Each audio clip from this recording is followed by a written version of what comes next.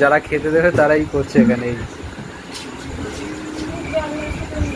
কালারটা এরকম হয়েছে বলে রাধুনির মন খারাপ হয়ে গেছে। রাধুনির মন খারাপ হয়েছে, তবে কালারটা আমি দিয়েছি পুরো একদম রাধুনির মন খারাপ হয়ে গেছে। বিরিয়ানি একদম ঝরে ঝরে করছে চালটা, মাংস বই দাঁড়াটা, আলুটা দেখাই, আলুটা পুরো একদম বিরিয়ানির দোকানের মতো, কিন্তু চিকেনটা আমরা যেহেতু ঘরে খাবো তাই একটু ছোটো পিস করেছি। আমার মতে বিরিয়ানিটা ভালো আছে, অনেকটা ন্যাচারাল হয়েছে। এই তো এদিকে ধরে নে, জায়গা রেখেছি। এই তো এদিকে না, এইদিকে চলে আয়। এখানে জায়গা রাখতো, জায়গা ধরেছিলাম আমরা, প্রচুর ভিড় হয়ে যাচ্ছিল বলে। যাতে ইচ্ছা দাও না, কলা পাতা, শাল পাতা, তেঁতুল পাতা মারো দেখিনি। জায়গা আমরা অনেকক্ষণ দাঁড়ানোর পর জায়গা পেয়েছি। তাড়াতাড়ি মারো।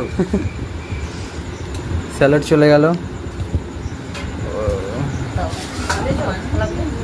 বিরিয়ানিটা কিন্তু অনেকটা ন্যাচারাল হয়েছে, এরা বেকার মন খারাপ করছে, আমার ভালো লেগেছে। হ্যাঁ, কালারটা কি হয়েছে হচ্ছে না বলে? ঠিকই তো আছে। প্রবলেমটা কি হয়েছে বলো? ঠিকই আছে।